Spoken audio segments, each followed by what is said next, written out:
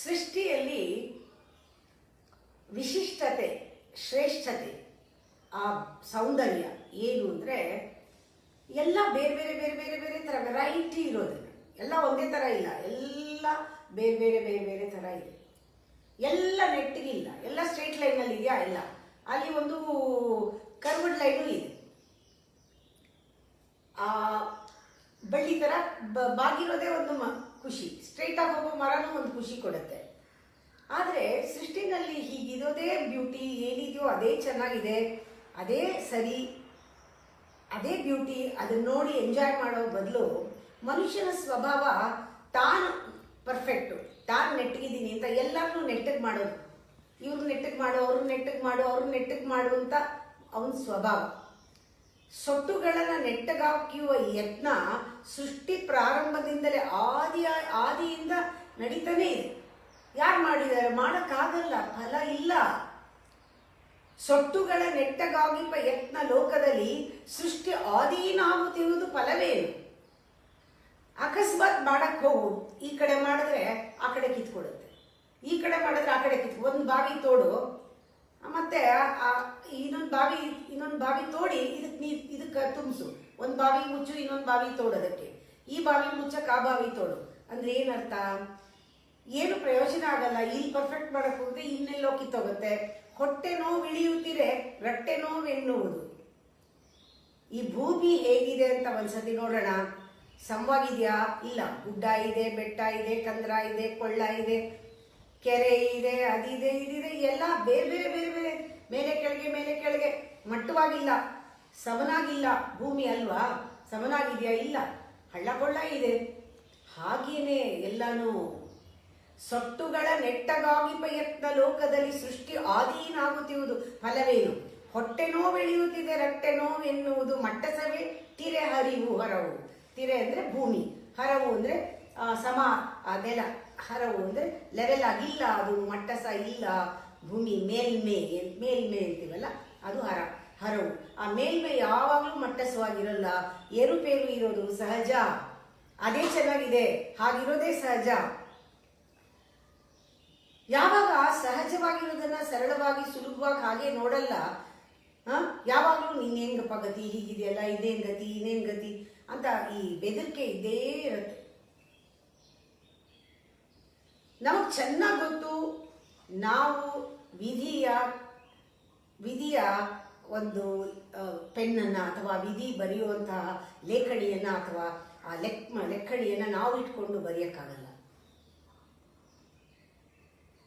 ಯಾವುದೋ ಒಂದು ದೈವದ ಒಂದು ಸಂಚು ನಮಗೆ ಕಾಣಿಸದೆ ಅಗೋಚರವಾಗಿ ಸಾಗ್ತಾನೇ ಇದೆ. ಇದನ್ನಂತೂ ನಾವು ನೋಡಲೇಬೇಕಿದೆ, ದೊಡ್ಡ ಮೆಡಿಟೇಷನ್. ಯಾವುದೋ ಒಂದು ಕಾಣದೆ ಕೈ ಏನೋ ಒಂದು ನಡೀತಾ ಇದೆ, ನಿನ್ನ ಕೈಯಲ್ಲಿ ಇಲ್ಲ, ನಿನ್ನ ಕೈಯಲ್ಲಿ ವಿಧಿಯ ಪೆನ್ ಇಲ್ಲ, ನಿಂಗೆ ಇಷ್ಟ ಬಂದಿದ್ದು ಬರ್ಕೊಳಕ್ ಆಗಲ್ಲ. ನಾವೇನ್ ಮಾಡಬೇಕು?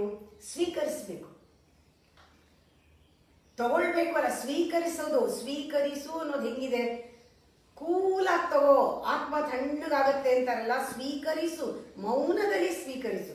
ಮಾತಾಡಬೇಡ, ಬೇಕು ಅನ್ಬೇಡ, ಬೇಡ ಅನ್ಬೇಡ, ಏನಿದೆ ಅದನ್ನ ಸ್ವೀಕರಿಸು. ತಣ್ಣಗಿರಿಸ ಆತ್ಮವನು, ಇನ್ನೇನು ಮತ್ತೇನು ಗತಿ ಎಂದು ಬೆದರದಿರು. ನಿನ್ನ ಕೈಯೊಳಗಿರುವುದೇ ವಿಧಿಯ ಲೆಕ್ಕಣಿಕೆ. ಕಣ್ಣಿಗೆಟುಕದೆ ಸಾಗುತ್ತಿರುವುದು ದೈವದ ಸಂಚು. ತಣ್ಣಗಿರಿಸ ಆತ್ಮವನು ಮಂಕುತಿಮ್ಮ. ಒಂದು ಸ್ವಲ್ಪ ಹೊತ್ತು ನೋಡು, ಆನಂದವಾಗಿರು. ಅದಕ್ಕಿಂತ ಬೇರೆ ಆನಂದ ಇಲ್ಲ. ಎಲ್ಲೋ ಒಂದು ದೂರದಲ್ಲಿ ಗೂಢವಾಗಿ ಗೊತ್ತಿಲ್ಲದೆ ಇರೋ ಜಾಗದಲ್ಲಿ, ಅಲ್ಲಿ ಒಂದು ಲ್ಯಾಬೊರೇಟರಿ ಇದೆ, ಒಂದು ಪ್ರಯೋಗಶಾಲೆ ಇದೆ. ಅಲ್ಲಿ ಏನು ನಡೀತಾ ಇದೆ ಅದರ ಪರಿಣಾಮ ಇಲ್ಲಿ ಇದೆ. ಪ್ರಪಂಚದ ಪರಿಣಾಮ ಎಲ್ಲ ಗೂಢದಲ್ಲಿರುವ ಲ್ಯಾಬೊರೇಟರಿನಲ್ಲಿ ವಿಧಿ ತಯಾರು ಮಾಡ್ತಾ ಇದ್ದಾನೆ. ಆ ತಯಾರು ಮಾಡಿದ್ದೇ ಇಲ್ಲಿ ಬರೋದು. ಎಲ್ಲಿಯೋ ವಿಧಿಯ ಗೂಢದ ಕರ್ಮಶಾಲೆಯಲ್ಲಿ ನಿಲ್ಲದಾಡುತ್ತಿರುವುದು ಯಂತ್ರ ಕೀಲುಗಳು. ಸತತವಾಗಿ ಯಂತ್ರದ ಕೀಲುಗಳು ಆ ಕೆಲಸ ಮಾಡ್ತಾನೇ ಇದೆ ಆ ಲ್ಯಾಬೊರೇಟರಿನಲ್ಲಿ. ನಮ್ಮ ಎಲ್ಲ ಆಗು ಹೋಗುಗಳು ಏನೇನಿದೆ ಎಲ್ಲವೂ ಆ ಚಕ್ರಕ್ಕೆ, ಈ ಚಕ್ರಗತಿಯಂತೆ. ಆ ಯಂತ್ರದ ಕೀಲುಗಳು ಅಲ್ಲಿದ್ರೆ ಈ ಚಕ್ರ ಇಲ್ಲಿ ಸುತ್ತಾ ಇದೆಯಲ್ಲ, ಅದು ಪರಿಣಾಮ. ಇದು ಎಲ್ಲ ಆಗು ಹೋಗುಗಳು ಆ ಚಕ್ರಗತಿಯಂತೆ ತಲ್ಲಣವು ನಿನಗ್ಯಾಕೆ ಮಂಕುತಿಮ್ಮ? ಯಾಕೆ ಕಲ್ಲೋಲ ಕಲ್ಲೋಲ ಮಾಡಿಕೊಂಡು ಒದ್ದಾಡ್ತೀಯ, ತಲ್ಲಣ ಪಡ್ತೀಯ?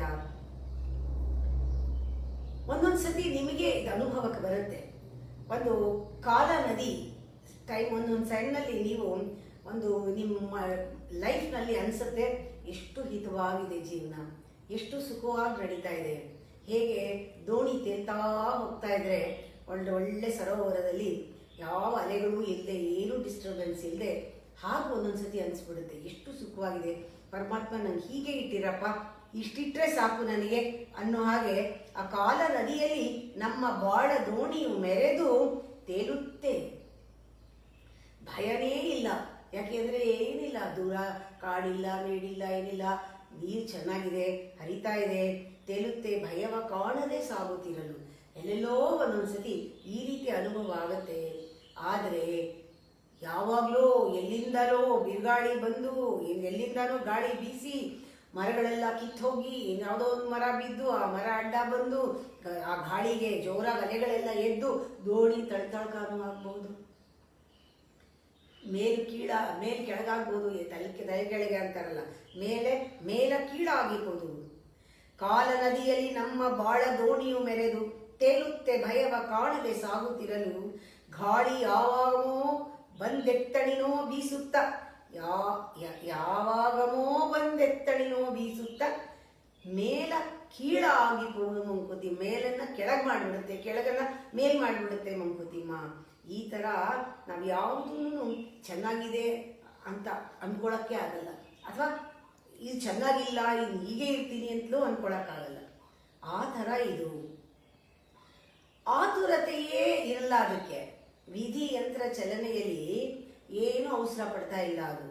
ಈ ರೋಡ್ ರೋಲರ್ ಹೆಂಗೆ ಬರುತ್ತೆ ನೋಡಿ, ಹೇಗೆ ಬರ್ತಿದ್ದಾನ ಪಾಡುತ್ತಾನೆ ಬರುತ್ತೆ, ಒಂದು ರಾಕೆಟ್ ಥರ ಬರುತ್ತಾ? ಇಲ್ಲ.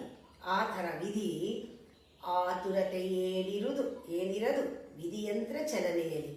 ಭೀತತೆ ಇರೋದು, ವಿಸ್ಮತೆಯೂ ಇರೋದು, ಯಾವುದೂ ಇದಿಲ್ಲ, ಹೆದರಲ್ಲ, ಯಾವುದೂ ನೆನ್ಪಿಸೋದಿಲ್ಲ. ಹೇಗೆ ಬರುತ್ತೆ ಅಂದರೆ, ಸಾಧಿಸುವುದೆಲ್ಲವನ್ನೂ ನಿಲ್ಲದೆ ತಪ್ಪದೆ ಬಿಡದೆ ತನ್ನ ಕೆಲಸ ತಾನು ಮಾಡ್ಕೊಂಡು ಹೋಗ್ತಾ ಇರುತ್ತೆ ವಿಧಿ. ನೀನು ಕಾತರಕ್ಕೆ ನಿನಗೆ ಯಾಕೆ, ಬಿಟ್ಟು ಬಿಡು. ಇದನ್ನ ನಾವು ನೋಡಿದಾಗ ದೂರ ನಿಂತು ನೋಡಿದ್ರೇನೆ ಅರ್ಥ ಆಗೋದು ಜೀವನ ಹೇಗೆ ನಡೀತಾ ಇದೆ. ನಮ್ಮ ಕೈನಲ್ಲಿ ಏನೂ ಇಲ್ಲ. ಅದು ಏನು ನಡೀತಾ ಇದೆಯೋ, ಹೇಗೆ ನಡೀತಾ ಇದೆ, ಎಲ್ಲೂ ಆ ಥರ ಇಲ್ಲ, ನಾವು ಆ ಥರ ಪಡಬೇಕಷ್ಟೆ. ಎಲ್ಲ ಕಾಲ ಹಿಂಗೆ ನಡ್ಕೊಂಡು ಹೋಗ್ತಾ ಇದೆ. ಆತುರತೆ ಏನಿರೋದು ವಿಧಿಯ ಒಂದು ಯಂತ್ರ ಚಲನೆಯಲ್ಲಿ. ನಾವು ಅದನ್ನು ನೋಡಿದಾಗ ಅನ್ಸುತ್ತೆ ಯಾವುದೂ ಏನೂ ಆಗಬೇಕಾಗಿಲ್ಲ, ಆ ಥರ ಪಡೋದು ಯಾಕೆ, ನಡ್ಕೊಂಡು ಹೋಗ್ತಾ ಇದೆ, ಸಾಗ್ತಾ ಇದೆ. ಭೀತತೆಯೂ ಇರೋದು, ವಿಸ್ಮೃತಿಯೂ ಇರೋದು, ಸಾಧಿಸುವುದೆಲ್ಲವನ್ನೂ ನಿಲ್ಲದೆ ತಪ್ಪದೆ ಬಿಡದೆ ಕಾತರಕ್ಕೆ ನಿನಗೆ ಯಾಕೆ. ಇದನ್ನ ನಾವು ಸಾಕ್ಷಿಯಾಗಿ ನಿಂತ್ಕೊಂಡು ನೋಡಿದಾಗ ಈ ಅನುಭವ ಆಗುತ್ತೆ. ಯಾವುದೂ ನಮ್ಮ ಕೈನಲ್ಲಿಲ್ಲ. ವಿಧಿ ಇಟ್ಕೊಂಡ್ರು ಪೆನ್ ನಮ್ಮ ಕೈಲಿ ಕೊಟ್ಟಿಲ್ಲ, ನಾವು ಬರೆಯೋಕ್ಕಾಗಲ್ಲ. ಎಲ್ಲೋ ಒಂದು ಕಡೆ ಅದು ಲ್ಯಾಬ್ರೇಟರಿ ಇದೆ, ಅದೆಲ್ಲೋ ನಡೀತಾ ಇದೆ, ಎಲ್ಲ ಪರಿಣಾಮ ಇಲ್ಲಿ ಬರ್ತಾ ಇದೆ. ಅಲ್ಲೊಂದು ಚಕ್ರಗತಿ ಇಲ್ಲಿ ನಡೀತಾ ಇರೋದು, ಆ ಯಂತ್ರ ಕೀಲುಗಳು ಅಲ್ಲೆಲ್ಲೋ ಲ್ಯಾಬ್ರೇಟರಿನಲ್ಲಿದೆ, ಕೆಲಸ ಮಾಡ್ತಾ ಇದ್ದಾರೆ. ಅದ್ರ ಪರಿಣಾಮ ಇಲ್ಲಿ ನಡೀತಾ ಇದೆ. ತಲ್ಲಣ ಪಟ್ಕೊಳ್ಬಾರ್ದು. ನಾವು ಆರಾಮಾಗಿದ್ದೀವಿ ಅಂತ ಮಾಡಿ ನೆಕ್ಸ್ಟ್ ಮೂಮೆಂಟ್ ಏನಾಗ್ಬೋದು ಗೊತ್ತಿಲ್ಲ. ನಾವು ಹೀಗೇ ಇರ್ತೀವಿ ಅಂತ ಆಳೋ ಬದಲು ನೆಕ್ಸ್ಟ್ ಮೂಮೆಂಟ್ ಚೆನ್ನಾಗಿರ್ಬೋದು ಗೊತ್ತಿಲ್ಲ. ಈ ಚೆನ್ನಾಗಿಲ್ಲದೆ ಇರೋದು ಈ ಥರನೇ ಇರಬೇಕು, ಆ ಥರನೇ ಇರಬೇಕು ಅಂದ್ಕೊಂಡು ಒದ್ದಾಡೋಕ್ಕಿಂತ ಏನು ಬರ್ತಾ ಇದೆ ಗೊತ್ತು ಅವನಿಗೆ, ಏನು ಕೊಡಬೇಕು ಅವನಿಗೆ ಗೊತ್ತು. ಅವನು ಯಾವತ್ತೂ ಅವನ ಲೆಕ್ಕಾಚಾರ ಅವನು ಯಾವತ್ತೂ ಪಾರ್ಷಿಯಲ್ ಮಾಡಲ್ಲ, ಎಲ್ಲರಿಗೂ ಒಂದೇ ಸಮ ಕೊಡೋದು. ಅದರಿಂದ ಇದು ವಿಧಿ ಯಂತ್ರ ಅಂದಾಗ ನಾವು ದೂರ ನಿಂತ್ಕೊಂಡು ನೋಡಿದಾಗಲೇ ನಾವು ಅದ್ರ ಜೊತೆ ಕೋಆಪ್ರೇಟ್ ಮಾಡ್ಬೋದು. ಅದು ನಮಗೆ ಬೇಕಾದ್ದನ್ನು ಕೊಡೋ ಹಾಗೆ ಮಾಡ್ಕೋಬೋದು. ಇದು ಬುದ್ಧಿಗೂ ಮೀರಿದ್ದು. ವಿವೇಕ, ಪ್ರಜ್ಞೆ, ಜಾಗೃತಿಯಲ್ಲಿದ್ದರೆ ನಾವು ವಿಧಿ ಕೂಡ ನಮಗೇನು ಬೇಕೋ ಅದನ್ನು ಮಾಡೋಕ್ಕೆ ಸಿದ್ಧವಾಗುತ್ತೆ.